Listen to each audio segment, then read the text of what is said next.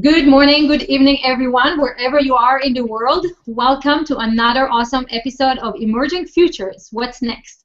And today, we are talking with the gorgeous, talented, amazing Nicole Casanova. Hey, Nicole. Thank you. God, what a nice introduction.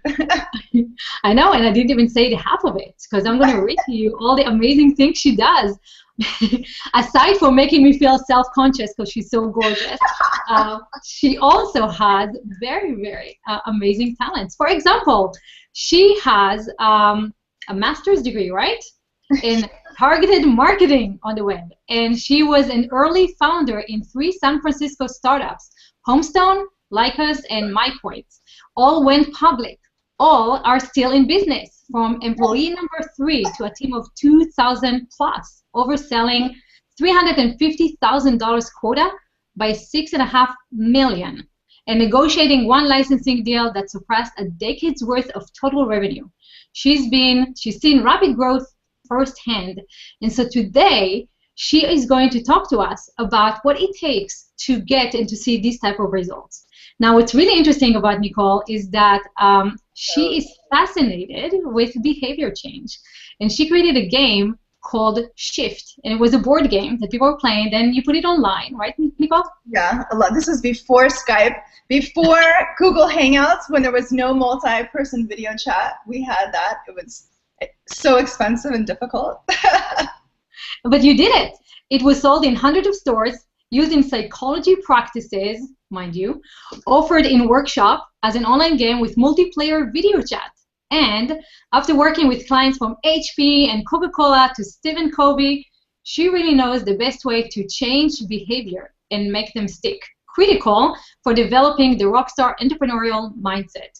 So today, this is what we're going to talk about. We are going to talk about leverage. We're going to talk about what does it take to really move your business very quickly to the next level, grow it. And we discovered that both Nicole and I are sharing the same job title today. We're just adopted a new job title, and it is growth hackers. So what does it mean to be a growth hacker, and how do you go about that? This is what we're going to be talking about today.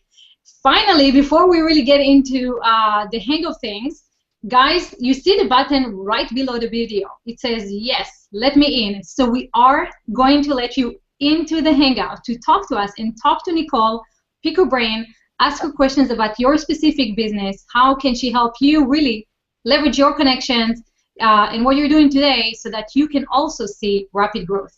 The button is going to become active about the 20th minute into the Hangout, 25 minutes. I'll definitely let you know. But before we get started, if you have any questions, start typing them in the comments right below the video so we can know what they are, make sure that we answer them, and then play with you. We have a few games. So Nicole, welcome. I'm so excited to have you here.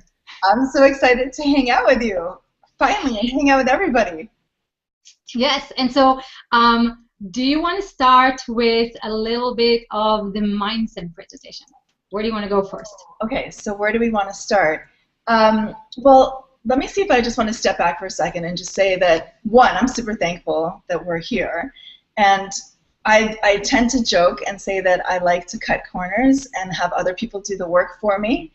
And if there's a way to make things really easy, which I've been faulted for this. Like, I've had, other family members and where, like, let's cut the tomato, like, let's do things. And I'm always like, can we, like, cut everything? Like, can we just pile it up here and just, what's the shortest, easiest way that we can do anything? And when it comes to growing a business, it's all about looking for the lever point. So where can we find the right person, the right business model? Like, what is it that's going to make things super, super easy? Because being an entrepreneur is, I'm not going to use the F word, but it is hard, right? It's not easy. So being able to survive it, I think, like, so that's probably the place you want to go into is the element, like the biggest lever point is mindset. It really is, because you can have, your products can be amazing. Like, you might have, like, the next big app, and if nobody knows about it, forget it. And if you're not out there willing to speak about it and make it happen, then no one is going to know about it. And so you could have this great product. You could have amazing marketing. You could, there's so many things that could be going right. And yet, even if you're in the right room with the right players, if you don't know your value and your worth, you're not going to make the ask, and you will sabotage yourself every time. So let me second you, because guys, if you remember the sentence that says that your income is the average of the 5 people that you hang out with the most. So if you're hanging out the most with broke people, that's going to be kind of like your income.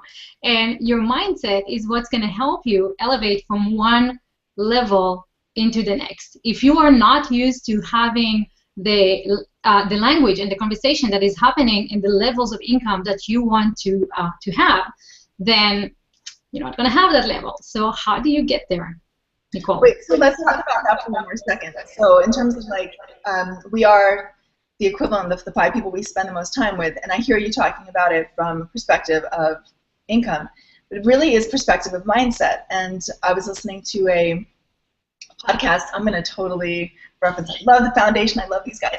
And they had somebody on, I'm going to forget her name, but she works with major corporations, and she talks about the energy in the room. Whoever has the lowest energy pulls the whole room down, and they're doing this now with major corporations. So it's like, it's energetically and the mindset of who it is that you're hanging out with, that will be where everybody else settles to. So yeah. Totally makes sense. I mean, you guys know that from personal experience. You walk into a room and someone is, down, and you feel it. You feel the entire, like you said, the energy of the room is like, oh, or if someone is stressed, right? Like if you're around stressed people, sometimes you start getting agitated and you don't know why. And it's, the energy is contagious. Here's the thing, so I wind up working with a lot of entrepreneurs that are in startup mode. So I get to see them as they're going out and they're raising money and they're pitching and they're running a mile a minute. And the thing about the startup experience is that it is in many ways based on a lack mentality, meaning that there are limited resources. There's just not enough time, not enough money. Like we are like this. And if we push ourselves to the brink of it, we are not going to be able to, it's not sustainable. So being able to shift and recognize how you're showing up and what is it that's driving you, that is the biggest component. So I was going to say, if you want to go into the slideshow, so one of the things I've been talking about lately is the idea of always being curious. So if any of you have ever seen the movie Glenn Gray, Glenn Ross, which for some reason I don't know why, but I watched it the night before I started my first sales job. Scared the crap out of me. Basically, I mean, he's like, oh, coffee is for closers, and like, you see this watch, it's all about like sales is always be closing. Well, my belief is that really the best way to succeed in sales, to succeed in any of these things, is to always be curious. Always be curious about what it is that we do. Why do we show up the way we are? And be able to, like, in the moment, start to look at, okay, how am I, how can I respond rather than react? And when you're in, like, speed of startup and you're in that, we got to do this yesterday, we just don't have the time, we don't have the money, being able to step back and see, okay, is this really what's supporting us? So I want to do this exercise, and I know we're waiting till the 20-minute mark, but are we allowed to go into the next? Yeah, of course. Yeah, okay. Yeah. All right, so if we go to the next slide, let's see what we got. All right, so being able to identify what's driving you is the critical component, and there are a few different ways of doing this, and I'm going to kind of take you from like a top down. So if we go to the next slide, all right, so there are 3 main core beliefs that pretty much everybody runs. The first one is innately bad, and innately bad shows up as you're flawed from birth.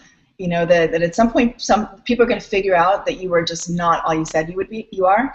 And this is a big thing with entrepreneurs, especially when you're going out and you're raising money and you're having to show yourself as like bigger.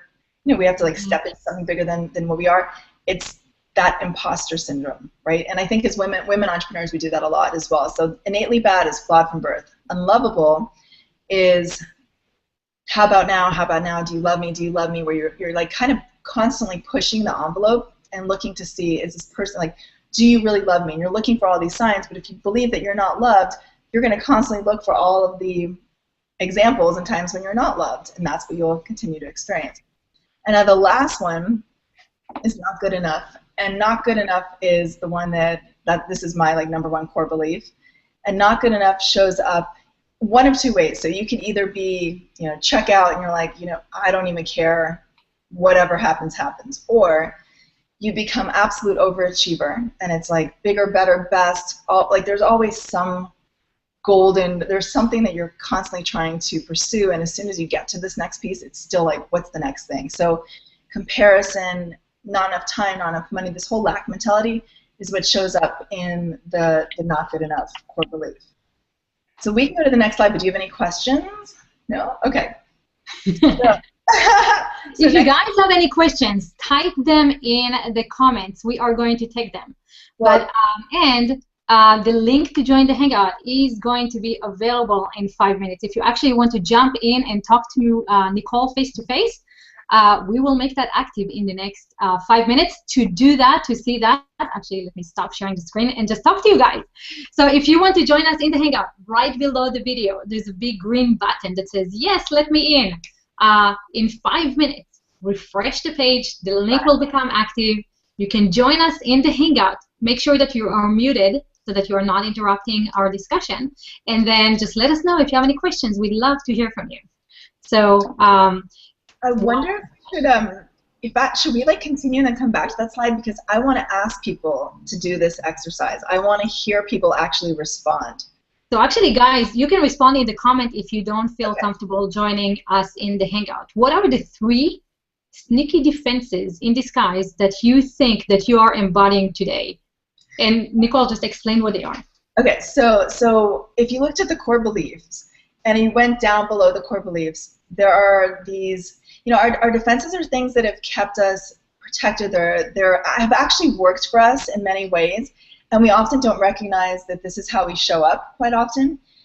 The reality is your defenses are not what you are. They're just what you do. It is just behavior. So the idea behind the exercise is that you would look and see either which one of these or which 3 of these show up the most often for you, or maybe in the last week, which was the one that absolutely showed up. So I would say for me, I've been so in the busy bee, and then you know what? Let me see. I'm gonna. I don't know if I would say overachiever. I have definitely been in like insane busy bee, which is also not sustainable. So I'm gonna give you an example of how this works, and then I'll give you an example, and then in fact we can have you give us one. Yeah, definitely. Yeah. Okay. And Kristen, I see what you're saying in terms of imposter syndrome, so I'll come right back to that. So I'm busy bee, right? Like this is like where I've been. I'm in the middle of another launch, and there's just a lot of things, right? And it dawned on me, having been working late, which I don't recommend because at some point it is not sustainable, it dawned on me that whatever's going to show up is going to show up, and that, in fact, one of the exercises I'm having people do in the current mastermind this week is they have to choose one thing, and whatever it is, they have to, like, one thing that's constantly showing up for them that they're not doing well. So if it's the busy bee, like time management, or just being able to take care of themselves, and every time that comes up, they have to do the opposite for at least 1 week, right? So for the busy bee, I could have sat and I could have worked pretty much all weekend, and it was 78 degrees here, and I decided that I was not going to do. I put everything away, and I decided that I was going to go on a walk and so I was just outdoors as much as I could, because one, I also believe that whatever's supposed to come through us or whatever's creative, for some reason doesn't show up when I'm sitting looking at a computer screen. It's usually when I'm out walking or something else. So I can share mine. Yeah. I've had a few this week, actually in the past 2 weeks. One is definitely the controller.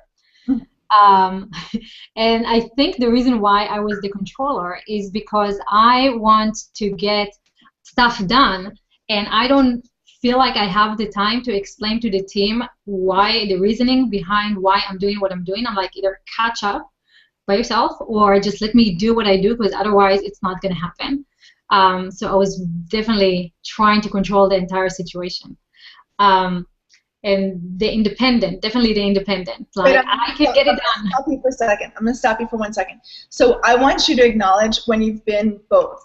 Because the idea is that this is not who we are all the time. Like, we show up as the controller sometimes. Unless, like, maybe you're a controller all the time. Hopefully not.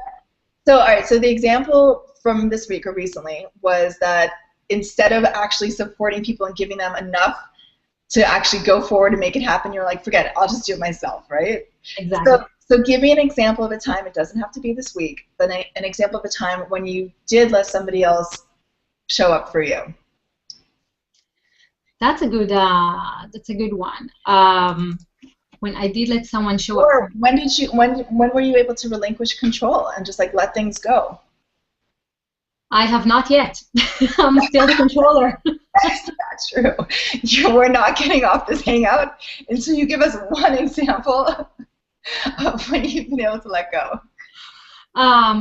When I'm able to let go, when I work with someone that is very, very skilled, and I can just lay out what needs to be done, and I know they'll take care of it, then I can let go. I've been working with people that have not had the skills that I needed, and so that's why.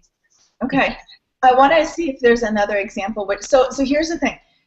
Sometimes you might not think of an example until you think of different contexts. Like, maybe it has to do with your family. You know, maybe there's a time like when you're absolutely able to like let them go play and like whatever, like you don't even worry, right?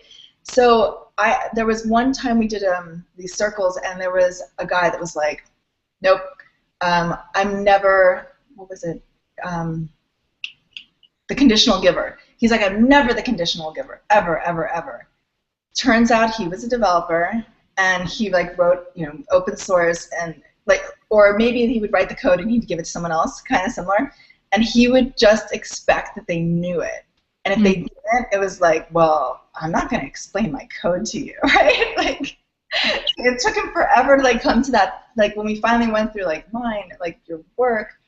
So did that help come up with? Is there anything else that showed up? Yeah. So with my son, I can let go. I've learned. I used to be very much a controlling parent.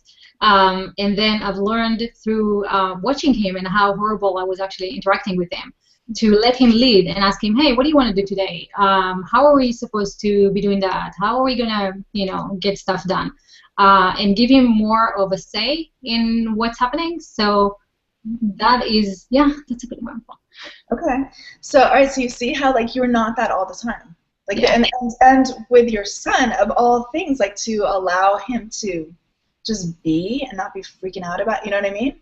Or for him to get to choose sometimes, you know, that's a big deal. You know what? Actually, it's so funny because with my son, it's so easy. I have the mentality of the only way that he can learn is by experimenting. And so I actually love seeing him experiment and come back. And it's such a different, I guess this is my business, and this is my son, but he's his own independent person, so he can do, you know, stuff for him because he's independent. But my business needs to be my business. Oh, I love it. I love it. I can't wait until we get to the slide that says you are not your business. There is a slide for that. So, okay, cool. So I don't know if we're at the 5 minute. If there's anyone else. So let's open up with Kristen. You go first, and guys. Can you go back to the sheet so we can see that? Yes. Guys, refresh the page. Wyatt, thank you so much for your comments. If you want to join us in the Hangout and be actually part of the conversation, just refresh the page, click the green button, join us in the Hangout, and we'll start having a conversation with you. That'll be great. So, should I refresh the page? Do we all refresh? No. Just people watching the Hangout. Oops, wrong screen. Go for it, Kristen. Oh, I just resonate with that so much. And thought, like, with my kids, it's totally different. I don't know if it's just because they're a part of me, but giving them the power over, like, a total stranger who I may know that they, you know, they might even have a hand in all this digital stuff, but still I'm more willing to, like, give the power over to my own children, which it doesn't make much sense to me, but the way that you explained it, it does. It makes sense. I want my children to explore, and I'm there behind them for when they fall down. So okay, so one of the big ones that came up for you as well, is it also controller? Okay, Yeah. so give me the opposite time. So when are you the controller? When am I? Yeah. All the other times. All right, so that's an actual example, because here's the other thing is, the more detailed we get, so we all run a lot of these things, right? Like, that's the whole idea. Our defenses are what we do, not what we are. So when we get to hear other people's examples, then it's like, okay, wow, like, I totally do this. Just like saw that Ifat does something similar.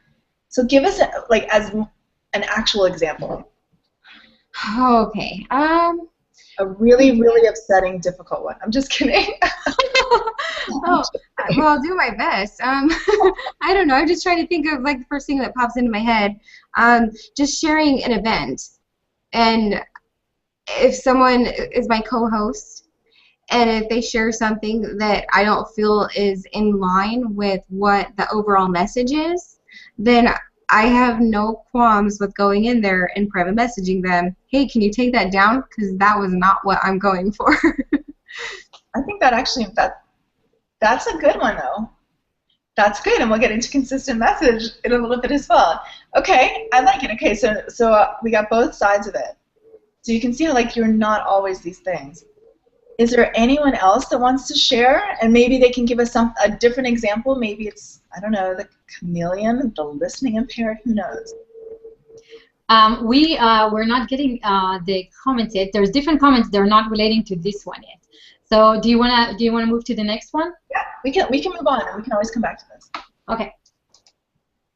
So okay, so we talked about the defenses. They're not what you are. And here, okay, so basically this is the slide about you not your business, right? You are not your business.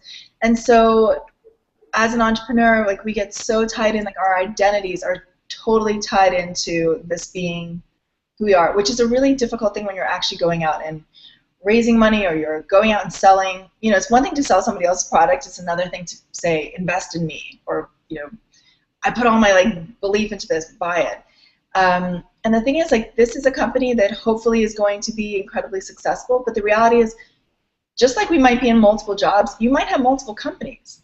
This organization, this company that you're focused on right now today, doesn't necessarily mean that that's going to be the reality forever. So you're not your work, you're not your business, but what you are is truth and beauty and awareness and all these other things that are just innate within you. That is what remains. That is what you are. And those things, that doesn't change.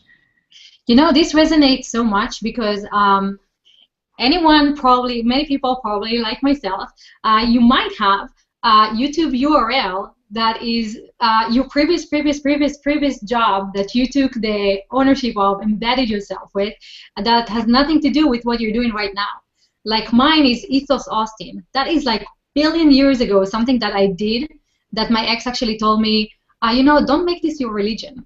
I was so feeling like this is me. And now, you know, a few years later, it's kind of like, how do I get rid of that name? So completely in line with you that, like, you are not your job. You are going to grow, transform, change. Things will change. You'll switch jobs. You'll have different companies. And yeah, and embodying the title, right? Like, a lot of people, it's like, if I'm not the CTO, what am I? Right. Right. And again, like, that's just identity, right? Because, like, your identity could be that you're a mom, you're a host, you're a growth hacker, you're a digital maven, you know, but all these things, those are just identities that we take on. What you are is all of these other innate things that will just always come through you. And believe me, I went through this with my company where I put everything into it and all of my beliefs about who I was and what I was. So I am speaking from the place of knowing what it's like to have somebody say, oh, how's ship going? And you're like, I can't talk about it. I'm grieving right now. So I get it. So should we move on to the next piece? Like, so what else we got here? Are you driving your business, or is your business driving you? Yeah. So are you sleeping? Is your business providing? So when you look at how you've structured it, are you profitable and you're making millions, but you're on the road 80% of the time? So really understanding how are you setting up the revenue streams and how are you setting up the margins so that you can have most margin with the most ease and grace. So remember I said, you know, how can we cut corners and how can we make sure that we're getting the biggest bang for our buck, right? And this moves us into the next pieces. So that's really around monetization. This is more like getting visibility into the true margins, the true cost of what it is to you know, be involved in this business. Okay, so one of the biggest shortcuts to catapult yourself is the right strategic partners. So making sure that you've thought about who is it that you can go after that is going to be a partner that will help catapult you. So the next slide is a funny slide. I think it's just an image, yeah. So being able to look at, you know, there might be ways that you haven't even thought of who could be partnering with you. So maybe it's somebody who has a ton of awareness and marketing, a huge audience, and you can provide them with something interesting enough that you're able to help them while you leverage all of the traffic and all of the dollars that they're putting into their marketing. You know, you might have another piece of technology, another offering, another product line, something that where if you marry them together, you might be able to go and create all sorts of new revenue streams. In terms of, you know, one of the interesting things I've been seeing around strategic partners, I have a client, she is so savvy, she's fantastic at this stuff. And one of the things that she's really good at doing is as she's able to get press, she goes and she'll actually interview other people. And it's beneficial for them because they're getting the press that she's bringing to the table. So she's able to author stuff for other you know, large publications. And the people that she's interviewing are like these top mega business people that, you know, she'll want to eventually actually work with. And she's doing them a big favor because she's getting them all sorts of press. So should we go to the next slide and see what do we got? I think we might have, okay, we're almost at a game. We're almost at a game. So this is, if anybody recognizes this, those of us that don't live in Boulder, and I absolutely loved Happy Meals, and back when I was a kid, it was Star Wars, right? So if you take a look at the way McDonald's has it set up, they're actually driving something like 10% of all of the revenue. It's actually more than like Panera and Dairy Queen. I think it's even combined. Granted, these are like 2009 numbers, but if you look at their total revenues, the Happy Meal alone is 10% of all of McDonald's revenues, which is pretty amazing. So for, you know, the next movie that's coming out, you name it, they're able to do these great licensing deals and then partner. So what's really interesting about that is that I've heard somewhere that McDonald's is not even in the food business; they're more in the real estate business. Oh. Right, because there's a McDonald's on every corner, and they're really choosing the areas of high traffic and visibility, location. So they're more in the realtor or real estate business than they are in the food business. And now you're bringing this up. It sounds like they figure out many ways that they can, hey, supplement their income so they can sell you a burger for $1. The burger that costs them like 10 cents to make. Exactly. Which reminds me, it's a very interesting idea, guys. Like if you think about that, even Google offers so many services for free. How are they the richest, wealthiest company in the world when everything that they offer you, like look at this Hangout. Hangouts is free, Gmail is free, Search is free, YouTube is free, Maps is free, Docs, Google Drive is free. Everything is free. How are they able to make so much money that they are the richest company in the world? The number one recognizable brand, right? Like their brand equity is worth more than like GE or Exxon or. Right, they're a verb, right? Google it. Yeah. Right. So it's like, but how are they making all that money? It doesn't come only from AdWords. It actually, this is the best company that I know that collaborates so much. And rather than competing with other companies, they're going like, hey, let's have the Automobile Alliance, and let's make sure that Android is in all your cars, and let's make sure that we can support you so you have the best car to give to the user, and with our free open source operating system. So you're right, like if you are collaborating with people and figuring out how you can help them with your own product, that allows you to leverage your relationship and have different streams of income that are coming back to you. Absolutely, absolutely. And what I also like, and open API and being able to support people, fantastic. And then also, I love it when you have a client that asks you to build something out, and then you're able to repurpose it and sell it again. Yeah, I love that. Fun as well. So it's a little bit different than the strategic partner, but it's a high leverage move, right? Somebody helps them. All right, this is a question, right? This is one of our this is where we get to play. Do you want to ask the question? Yeah, guys, which one of these companies? First of all, I just want to say that if you know these companies, and most of them have their names with them, but like when you look at brands and you look at only their logo and you know what it is, you know they've succeeded communicating. This is the next level. I know we're going to get to it. But they succeeded communicating their message to you. If you're looking at these brands, which one of these brands do you think helped another company create 21,000 stores around the world? Is it Apple? Is it Kraft? Barnes & Noble? Pepsi? Or United Airlines? Now, I know there's a little bit of a delay. There's a 7-second delay between when we say it and when you guys hear it. So we're going to discuss other things, and then we're going to come back to answer this question.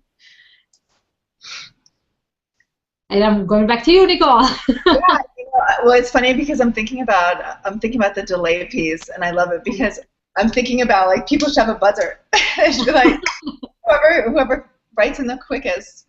And I'm going to put it again on the screen for a second, guys, for you to see. Which one do you think? Apple, Kraft, Barnes & Nobles, Pepsi, or United Airlines?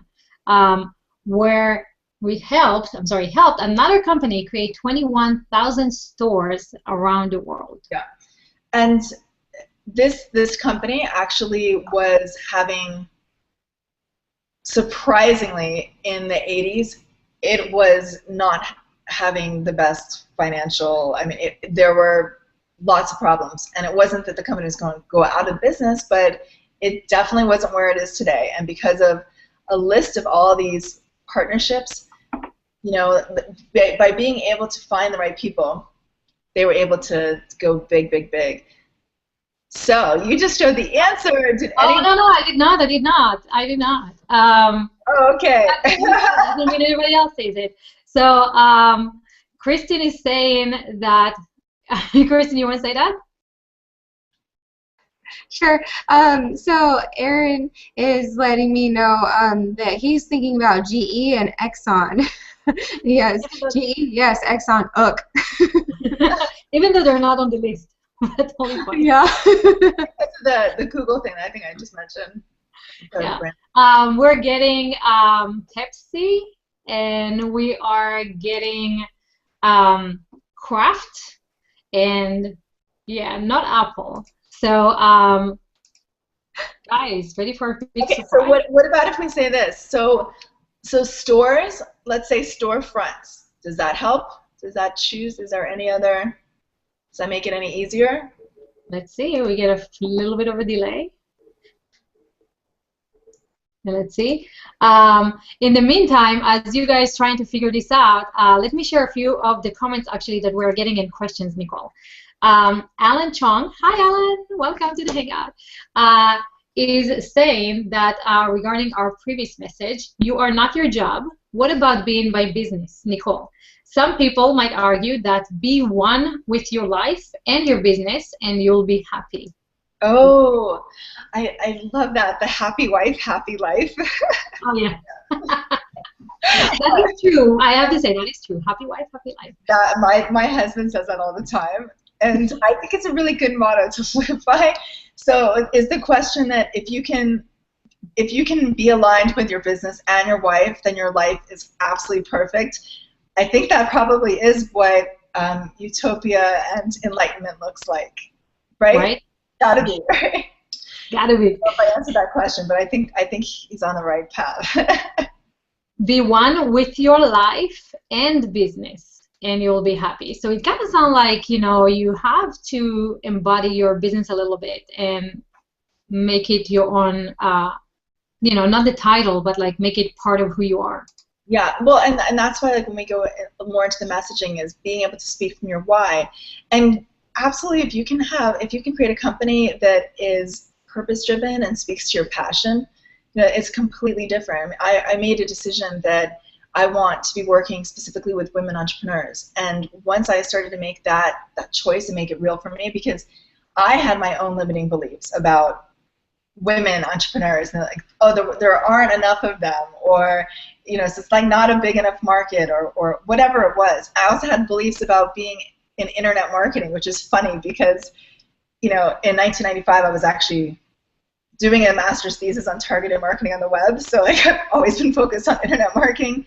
And then I also had this belief about like coaches, like coaching. There's just so many life coaches and all these things, and it's like Tiger Woods has a coach, and Bill Clinton has it. Like, people that are top of their game, they still have someone behind them that are like rallying them on, that can see what they can't see. And so being able to live like from your passion is a big deal. And I think being able to step back and listen and then be willing to do it is a whole other thing. Be able to hear it and then say, okay, I'm going to have a business that is aligned.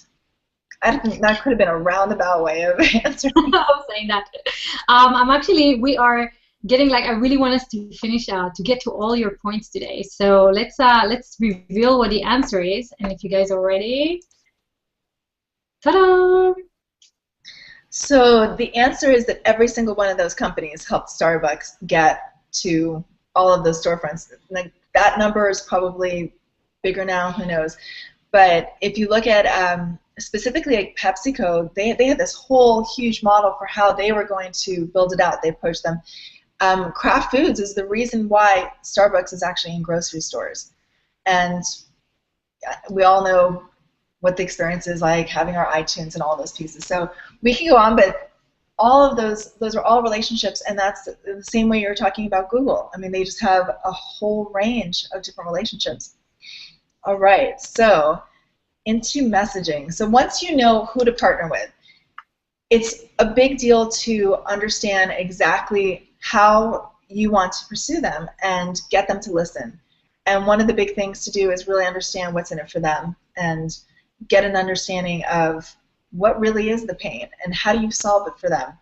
And start from the top part and understand the founder's why. So this kind of, like, I think this kind of goes back to the question about alignment, but being able to speak from your why is the reason people buy you, right?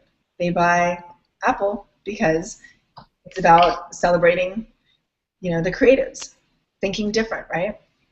And actually, owning your message is it might be very difficult to do, because sometimes you feel like something is driving you, but you don't have the words really to explain what it is in a way that someone else hears and understands it. And I am so awesome at trying to communicate my ideas and completely miserably failing every time, like even today with Nicole.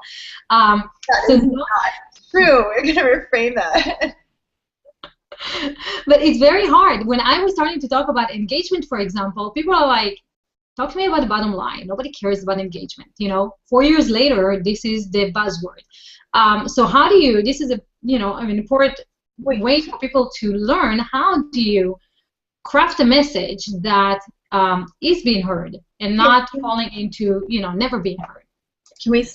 I want to actually speak to that specifically. So it's one thing, exactly, I want to speak to what you just said, that saying that, this is based on engagement, people weren't getting it yet. It's interesting for me to know who you were speaking to, and what you said is that all they want to hear about is conversions. And that's the truth, like, because that's the dream, you're painting the dream. And so depending on who you're speaking to, like, if you're going out pitching investors, they want to know, like, what's the exit? I want to hear about like, how quickly can you scale? Is the potential revenue?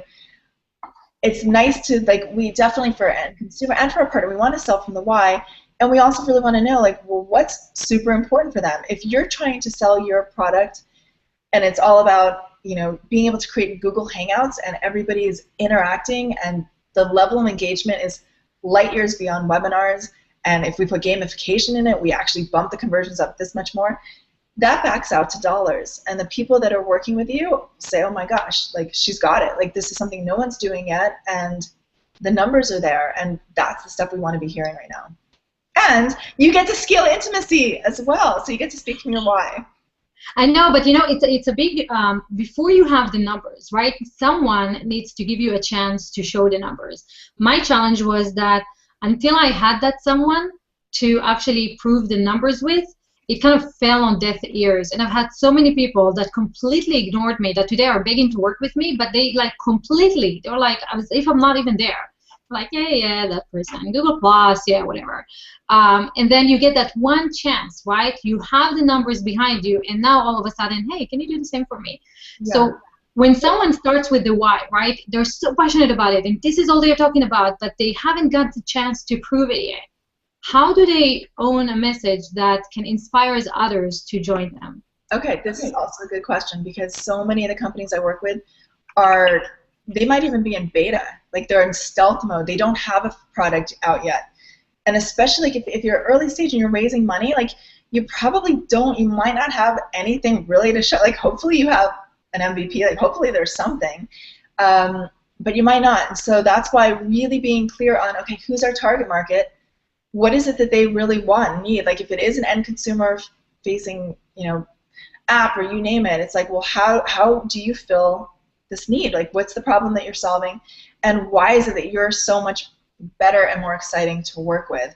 And it's specifically because you know exactly what's going to support them most. So, like, even when you get to the landing page, there's something called story arc. I don't know if you've heard of story arc. So basically, you've got like this main character, and the character has a problem, and it, like, you know, if you look at the hero's journey, it goes off, or like Star Wars, right? Like, they have this big, huge, like the Odyssey, and all these things happen, and they come back, and all of a sudden there's transformation, things have changed. And that's what your product does, right? Like, that's what your offering does, is that client or that partner is the person that's going out on the hero's journey, and then they actually find you, and they fall in love with what you have. And so even on your homepage, like, being able to take that story arc coming from your why, and then be able to really, really clearly say, we know exactly what you're dealing with. Like, this is the problem that we know you're having. And by the way, like, here's how your life is going to be so much better. And you speak to the outcomes. I get you. You didn't have, like, the numbers yet, and you thought you knew what it could do, right? Like, so the person whose thing hasn't gone live yet, they think they know what it's going to do. They hope. They hope they know. Let's get into it, because we're getting so many awesome comments and questions, and I want to get to them. So let's just go. Let's go at this quickly, much faster. Yeah, I think we might almost. Let's go down there. The only reason we have this in here is because I believe that Vegas knows us better than we know ourselves. Because, as we know, everything needs to stay in Vegas, right? Like, we don't. The dark side, all those things we don't want to admit about ourselves, Vegas knows it, and they tell it like it is, but we have to keep it there. Okay, you can go on. Let's see what else we have. Okay, here's a question around, this is the messaging. So, yes, what's the best way to get known? What do you guys think? What is the best way to get known? Is it to get people to buy into your why? Is it, number 2, have people refer your product, but only during the month of March, during March Madness? 3, understand your partner's WIFM. What's in it for me? So it's WIFM, and it stands for what's in it for me. So, like, your clients want to know about conversion rates, the investors want to know about exit and revenue and ROI. You need to know why they're going to give a shit. Like, why do they even care, right? So that's what the WIFM is. What the WIFM is. Yes. Understand your partner's WIFM. But don't tell them. Keep it to yourself. And it sounds better coming from an Israeli, I think. What's the WIFM? But keep it to yourself. Number 4, describe only their nightmare. Number 5, find an umbrella message, and is that positioning consistent from the top down? That you're going to have to explain. Wait, so that one I think is written incorrectly. So find an umbrella message, and make sure that the positioning is not consistent from the top down. What happened with that one? Yeah, just, you know, the universe today is like amazingly with technology. Yeah. So, guys, take five seconds. I'm sorry, take 5 minutes. What's the best way to get known? Is it get people to buy into your why, have people refer your product, but only during the month of March, understand your partner's whim, but keep it to yourself, describe only their nightmare, or find an umbrella message and, what was that? Find an umbrella message and make sure that you never use consistent messaging, consistent positioning. The idea behind an umbrella message is one consistent message from the top down. So, which one? Like we said, there's like 10 seconds between us asking it and them seeing it. So while we're waiting for you guys to let us know, what do you think? 1, 2, 3, 4, or 5. Let me bring another question, even though it's a little bit out of order, guys, but I want to make sure that we're answering them. So Wyatt was asking, going back to the lack mentality, this is how far back we're switching it, but going back to the lack mentality, he's saying, very good, super destructive to entrepreneurs. You must be productive, creative, and reasonable with yourself, your team, and your investors. Now he's asking, how does this apply to the notion of competition and attitude? Investors want to know that we have our together. Gouge against other team. How do we avoid spiraling into the lack mentality? Yeah, I like this question because absolutely you want to benchmark your competitors. You definitely want to know what everybody else is doing. And of course you can be competitive. So there's this element of, there's a lot of people, almost like when we went to the defenses, right? Like you can do both sides of things. And the problem is when it becomes like the neurotic side, like when we're pushing it too much. So competition can be really, really great. It's when we make it to the point where it's like we're constantly comparing ourselves and it's like, well, they already did. I mean, I hear often about people who have ideas they're going to go and create the next SaaS, whatever it is. And they do some research and they're like, oh, man, somebody's already done this. And they're just like, forget it. I'm over it. The reality is sometimes it's better for somebody to be out there doing it because then you can come and do it better. Like you can see, like they've already educated the market why it's important. And you might just have something like maybe you're messaging it, maybe the product's better, maybe you have a better culture and people just want to buy into that. So I think competition, I think all of these things are important as long as you maintain something healthy around it. You know, you definitely want to aspire to be like #1 company for XYZ, absolutely. And I know that we also have that question. So actually, let me support you on that. How many browsers were out there when Google launched? Well, I used to work for Lycos. So search engine, right? So we had Lycos, Excite, Alta Vista. Netscape. Mosaic. Remember Mosaic? Mosaic. Yeah. Now we're starting to sound old. Let's not talk about this. But you know how many browsers? Google said, ugh, there are already browsers out there. We shouldn't come out with a browser. You know, where would we be today? Definitely not on Hangouts. So just because other people are doing what you're doing, you can actually learn from their mistakes and do it better. So never get discouraged just because other people are having similar ideas. And I don't know if like we totally answered the question. I think the answer was like, make sure that you always, you know, if you're going after investment in this, that, like they want to see you be, you know, that you're climbing, right? There's also cooperation, which I really love as well. So, and that's something that shows up, I think, here in Boulder. People are much more open. They want to help. There's more of a collaboration component. So this is the idea of like, maybe you do have a competitor. Maybe you guys can align. You know, maybe there's something that in tandem you get to provide, you know, a bigger, better product. Doesn't mean that you're merging together entirely, but there's a way to also pursue the people that are doing what you do. Yeah, definitely. Collaboration versus competition is always nice. And then I see Kristen wants to say something, but let me just give you a shout out to Alan that says, right on, Michelle. Nicole, why did you say Michelle? Right on, Nicole. I believe if your business is your passion and your wife is your passion too, life is good. That's so funny. My husband was not allowed to be home tonight because but it's 78 degrees here. He's like, well, I'll go climbing or something. It'll be fine. I can handle myself. It's not snowing. There you go. Keep the wife happy. Kristen? I just wanted to clarify on that. Sounded like you said cooperation. Cooperation? I said it's cooperation. So it's that is amazing. I've never heard that before, but it makes so much sense. Yeah, cooperation. Cooperation. Cooperation. Have I just been living under a rock, or is that something that you came up with? I heard this like years ago. They were talking about this in San Francisco back in the day. And I know there's like multiple ways of saying it, but it's like basically partner with you. There's a way to be friends with everybody, right? Like you don't have to be friends, but you can probably succeed more with honey, right? So. Oh yeah, for sure. Totally. Like that is just so awesome, and I've been talking about this with so many people today. Just collaborating, like we push each other to our limits. And who do you love more? The person that just lets you go on being mediocre, or the person that helps you find that special place where you're going to actually be able to do some good for someone? That is exactly how you should say it. Perfect. Well, I think this is really good because this goes into the last part, and then we can open up questions. I know we're almost getting towards the end. The last part was all about serving to sell, right? Yeah. And so many new entrepreneurs, developers, women entrepreneurs, we do this all the time.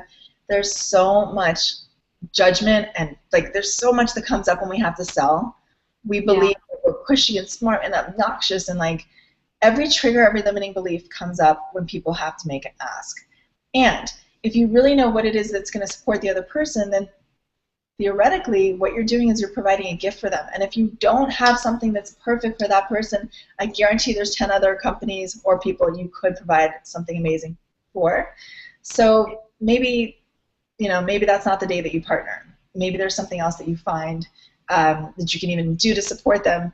And down the road, maybe there's a reason for you to partner. But being able to shift that idea that selling is really about serving. I mean, we're in the service industry, right? It's about creating relationships and maintaining them over time, because just like you were saying, Kristen, like it's more fun to get to work with people that we all support each other, right? So if you're going into a sales situation and there's the whole idea of holding the frame and who's holding it on you, and like we can go into all that kind of like spin selling, all those pieces. But I believe that if you authentically know how you can support this other person, then that changes everything. And if you have that belief about yourself when you walk in the door, then really like it's almost like you're doing a disservice not to make that offer. Like, why are you keeping that from them? That's so terrible. Like, what's that? You could be helping them. That's so mean of you not to like offer that. And it's so interesting. It's kind of like, they always teach that in network marketing and all that stuff. It's when you see a great movie, or you had a great experience at a restaurant, or you just bought the best car, you go out and you tell people about it because you want to help them. There's no self-serving, initiative in you just to cause you to go and give them something. So if you are selling to serve, is that what we said? Sell to serve? Yeah, either way. So serve to sell. So yeah, sell to serve. Both ways. Then you start with finding out first of all what the other person needs, and then figure out what you have. Yeah. I lost that. You got the choking thing that I had today. I'll talk, and then you can go die. I had like the total coughing thing earlier today. And I was on the call, and it was not good. So, but that's the thing, is like you can have a woman that's, she's already had multiple companies and she's doing incredibly well, and she's raising to like a Series B, like she's going after like the multi-millions, and then she gets in the room and she's like, I can't make the ask. Here's the thing that I've been that's been coming up for me lately, and you can say this as a woman entrepreneur, but you can say this as everyone, right? Is that I'm going to say this with the example of being a woman entrepreneur, okay? So as women, we hear that we're all really good at doing things for other people. And in some ways, we talk about we can't negotiate, and we really need to get better at all these things, and it's hard for us to ask for ourselves. We're so much better doing it for someone else. Well, why don't we shift the game and actually make that the case? So why don't we say that it's not about me making the ask for me anymore? Like if I really need to have this other impetus that I'm doing for the next person, then fine. Then it is my responsibility to do it for her or for the next person, right? That it is my responsibility to make that ask. It's my obligation. It is my joy because that gives her the next bar to step up to. And, you know, I joke because when it comes down to it, it really is mindset, right? And so if we don't make the choice to speak up and ask for our worth, then we're either lazy, we're either weak, or we're ignorant. And at this point, I've done a lot of studying on the mindset. Like I've looked at my stuff for a really long time, so I'm not ignorant anymore. So it's either lazy or weak because really it's about asking for this next person. I think I gave you the... You did, and you know what? I'm so sorry. I'll give you some of the ginger that I have, just in case your throat's sore. I don't know what happened. I just folded wrong. So thank you for stepping in. And actually, what's fascinating during South by Southwest that happened this weekend, I met with one of my influencers, and I want to help her have her own show and monetize it from the get-go, and she so can. And she has a challenge asking people to pay her to join her show, even though it's like super valuable, and the way that she will do it is like super, super valuable. What she's going to charge for it is like nothing. She cannot do that. And she comes up with so many ways of like, maybe pay it forward, maybe I'll help you succeed, and then when you are successful, then you'll give me the money. Or maybe I will, you know, maybe you pay me with social capital, because if you tweet about me, that's... And I was like, you know what? I'm going to take a percentage of what you make. And so you have to think about my child and make a lot of money so that my child has food on the table. Not that you make money, but so that my child can eat. So think about me and how much money you want to make so that you give me a percentage so I can feed my kid. That is so great. Oh my God, I love that. That's right, but it's fascinating because this lady is amazing, amazing, amazing, and she has the biggest challenge of charging for what she loves to do.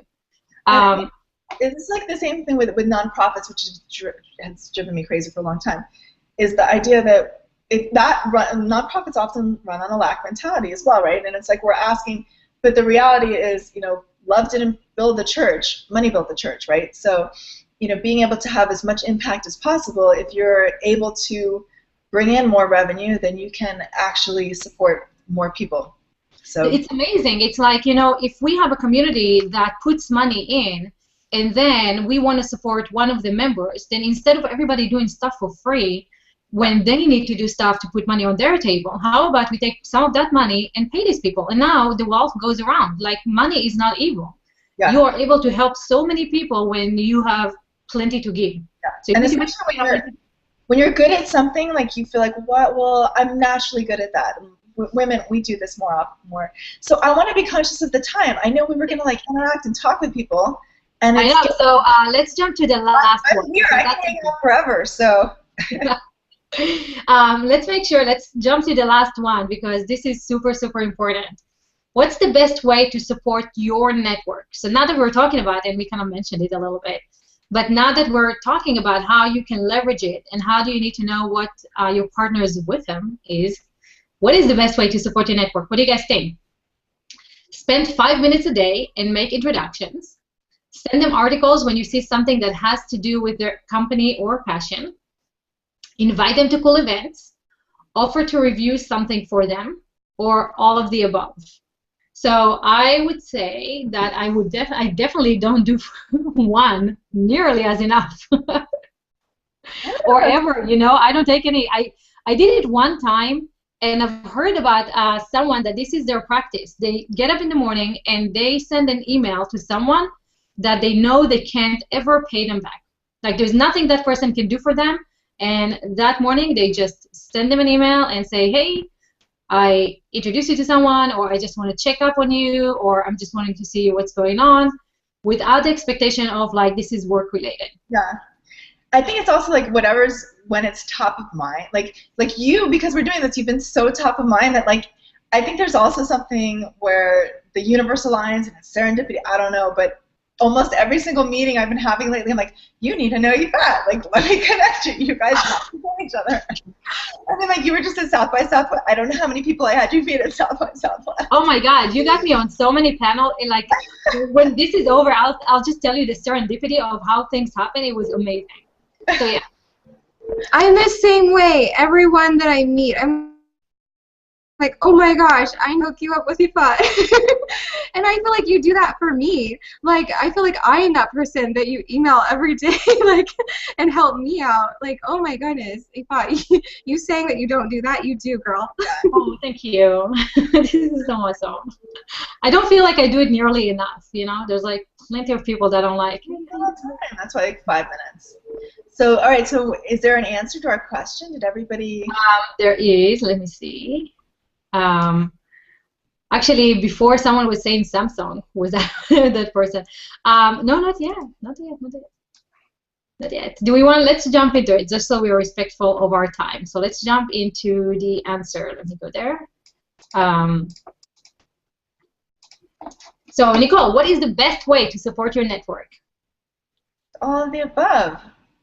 It's all of the above. Offer to review something for them. That is so, you know, one of my clients was thinking of using this as a way to connect with affiliates. And I'm like, that's brilliant. You know? Actually, John Benson in our Hangathon was saying that this is one of the best ways for you to grow your list, is that if you have a product or a PDF or a video or something that you can offer actually your competitors that they are not offering their list. So let's say someone is... So smart. Why? God, that's so smart. He built a 40,000 email list from that just by telling people, it's like, hey, I see that you are training cats and your training does not include organic litter, blah, blah, blah. So I created this product and you can give it for free to your audience just to complement all the stuff that you're doing. So do they do co-registration? Is he branding himself, or how does that work? So sometimes people will be very happy to send him to the list, but if they're not, he said that's totally still fine, because you know they'll sit in the product and they'll get to know you, and you can do an exit survey, or you can just give it to them and then follow up with a, you know, like send them to a page that says, hey, download it here, but if you want this one too, just, you know, grab that there. So if you guys actually want all the techniques, go to events.accelerator.com. We had 10 days of this amazing, like, just training. How do you get traffic? How do you connect with people? How do you have sales pitch? How do you find your sales hook? Has nothing to do with this, but by gifting someone something that helps them, you are, you know, helping yourself, actually supporting your network and leveraging it. Yeah, absolutely. And I even, like, when you're connecting people on Twitter and this, that, like, being able to mention each person's name, like, there's just all these other really interesting high leverage moves there. And they're psyched because you're pulling in both of their networks and you're in the mix.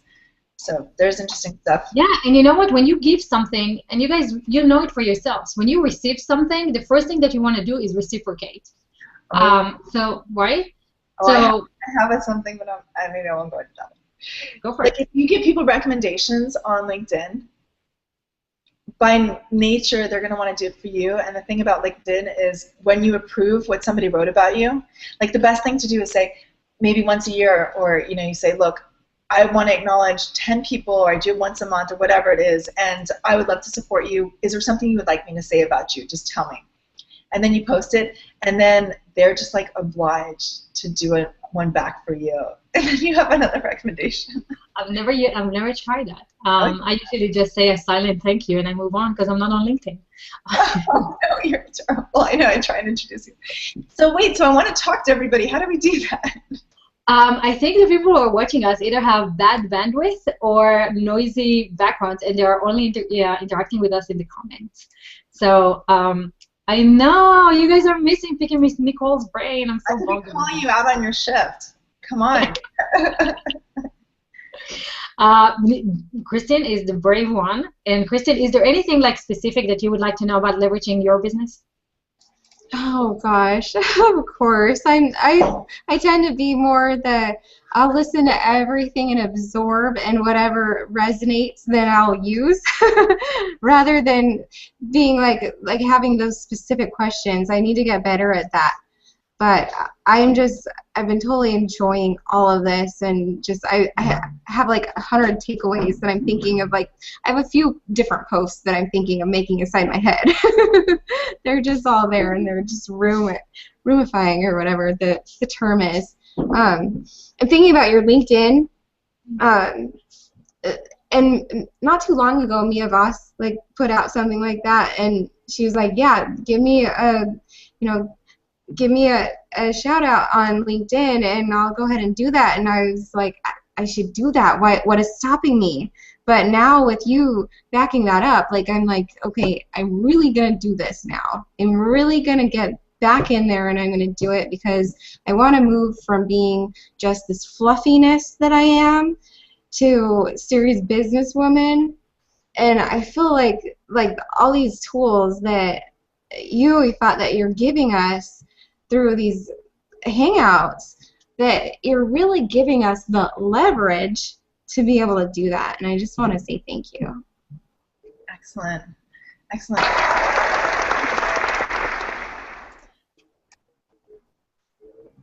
I really, really love the clapping. It's like it's the best. That and that we are about to end this, and I want to share something that you can continue your education with Nicole. So this comes in.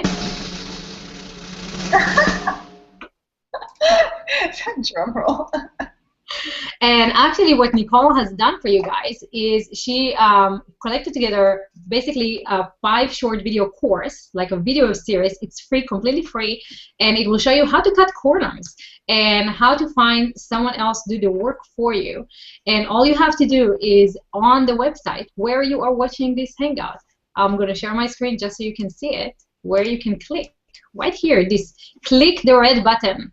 And when you click the red button, you are going to opt in into Nicole's amazing list, get so many goodies, so many brain teasers, and definitely step-by-step video series that can help you leverage your leverage everything, the art of leverage. Anything else you want to say about that? You know what? I want to say one other thing, because it's totally top of mind, because I'm like in countdown mode. So I have an art of leverage mastermind that I have been doing with women who are in like high growth scale mode, because they don't necessarily have other women that are playing at that level to connect with. So there's the ability to actually take a condensed version of what I normally do, like direct with my clients, the whole art of leverage process, and do it over a 3-month period. We meet once a week. And then they also get to leverage each other and their networks and see that, I mean, when they're moving that fast, their head's down and they don't recognize that other people are having this exact same experience. So it's call for nominations and invite only, and I would love to hear, you know, if somebody's interested. Anyway, the call for applications ends on Wednesday. So that's why I've been busy, but that's why I had to go out and hike, so that things could just show up, right? But if that's something that you're interested, love to have you take a look at it. It's on the website under, I think it's Art of Leverage Mastermind. And so, guys, when you click on that red button, that big red button, you'll be going to Michelle's website. Why Michelle? It's like, see, top of mind. Nicole's website, and you'll see all the amazing things about her, her big why, all the good things that she's doing, and you can get the Art of Leverage Mastermind right there. So again, thank you so much for being with us, sharing your genius with us, Nicole. This is so amazing, and we are trying to bring you into Google+. So hopefully after this, and guys, follow Nicole, and you know, keep tagging her, and we might find her here in the Plus as well. No, you've totally convinced me. Like I'm becoming a Google Hangout person, and I'm actually like putting people into my acquaintances and friends. I'm befriending people. I'm a Google Pluser. Welcome to the Plus. Welcome to the Plus. So this is awesome. So guys, thank you so much for being with us, sticking this long. And the Hangout is never over. The conversation continues in the comments. Please share it, and we will see you. I want to make sure you guys, first of all, thank you so much. Thank you, Yvette, and thank you, everybody, for showing up. And I want you to be accountable. I want you to do something. Choose one thing to do for a perfect client or perfect partner this week. Do something, like give them, do something. And if you want to, go back and actually post that in the original Hangout page. I'd love to see what you guys are going to do. There you go. Look at that. Action, guys. Action. It's going to put you into action. You're going to get results. I'm telling you, click that red button. Thank you so much, Nicole. And definitely, guys, we're going to come back here, watch, and engage with you. So thank you so much for being with us. We'll see you in the Hangout. Thanks, Nicole. You're welcome.